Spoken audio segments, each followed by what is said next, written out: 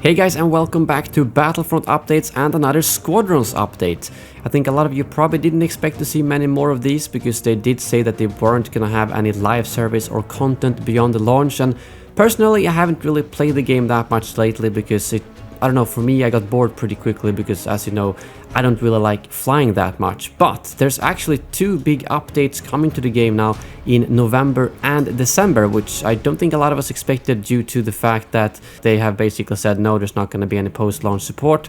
So this was a bit of a surprise, but I still think they've had this planned for a while. They make it sound here like it was kind of something they made just now, but I think making something like this takes a couple of months at least. But it is indeed very good news, as on November 25th we're first getting patch 3.0, which contains a lot of bug fixes and balancing, but also a new map, Fostar Haven, which will be available both in fleet battles and dogfights. And this is also the map you saw in the campaign prologue, but it has been updated from the prologue to have a bigger station, or like an upgraded station, because it also is a version of the map that takes place 4 years after the battle we see in the campaign. So it's not going to look exactly the same, and it's obviously going to have to be tweaked to actually work as a fleet battles map. And on top of this, we're also getting 4 new components in the November patch for the various classes. First of all, the boost extension kit for bombers and fighters, which gives you a full boost when you use it, and then it will recharge over time to be used again.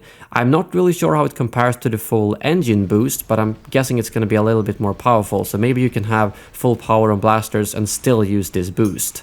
And then we have the ion rockets available for the fighters and interceptors. They are free fire like the barrage rockets currently in the game, but obviously ion based instead, so they're better at taking out shields and objectives. But they fly with half the speed of normal rockets, but can be used at the same time as other components.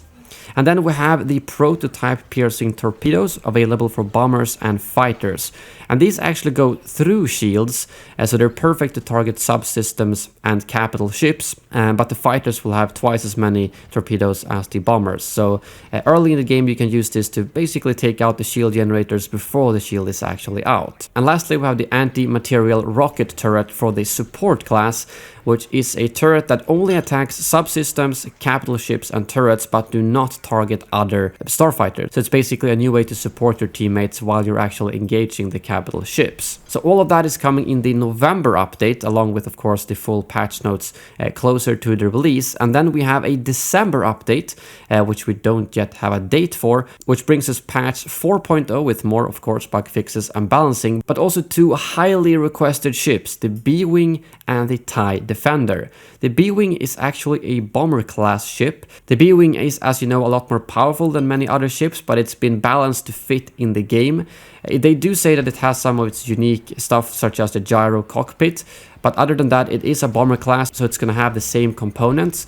But they do also mention further down that these ships are going to have a couple of unique components for these ships, but they aren't outright better than their equivalents. And the TIE Defender is a support ship, so it does have its unique shields.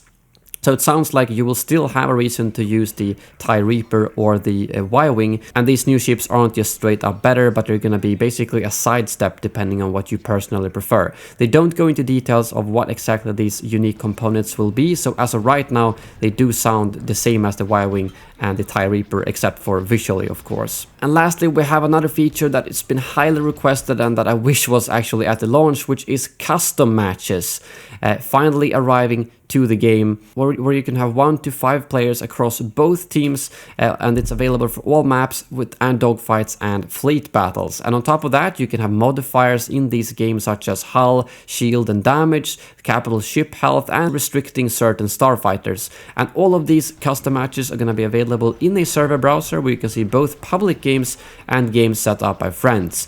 So this is obviously fantastic news for the game and something that Battlefront 2 should have had, but luckily Squadrons only had to wait about 2 months to get this, which is really good.